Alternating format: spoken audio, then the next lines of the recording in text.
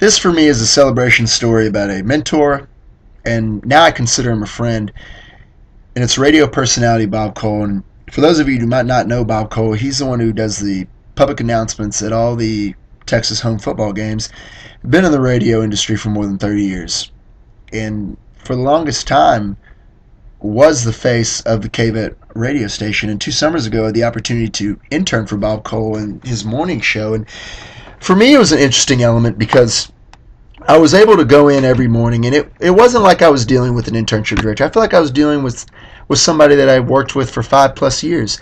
I'd be able to go in there and sit in the radio booth with him, sit down, be able to look at his notes that he was making, and he was able to give me critiques, and he'd ask me for feedback. So in a way, I always felt like I was a part of the show, not just somebody that worked in the background and was, out fetching coffee for all the radio personalities or going and onto the computer and putting stuff on the website for him.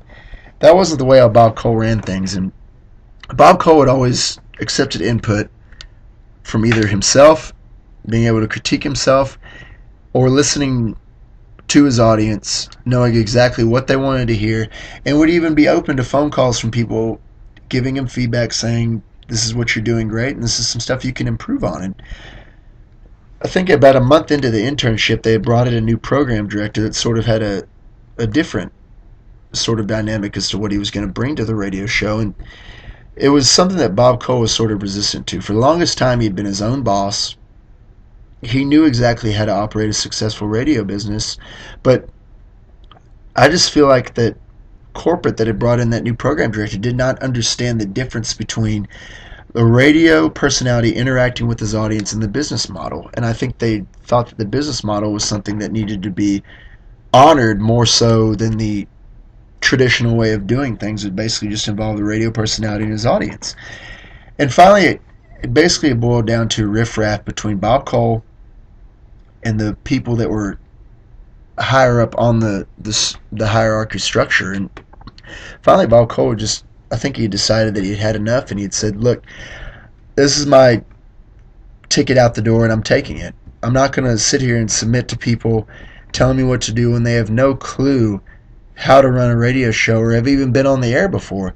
And that was exactly the case with the people that were micromanaging basically every day. And so I remember the day when he packed up his things and he was content in walking out the door, and he looked me in the eye and he says, Whit, don't ever let somebody try to influence you into doing something that you know is wrong. If you're in your heart, if you know that change needs to be brought about, then by God you do it, but you don't do it just because someone else is telling you to.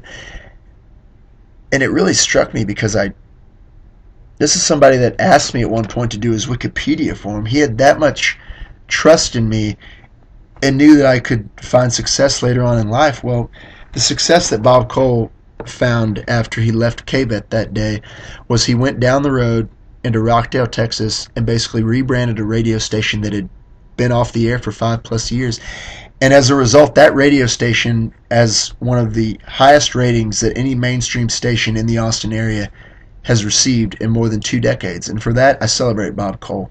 He stood up to corporate and people that were higher up on the totem pole than he was, and he said, this is not what I want to do.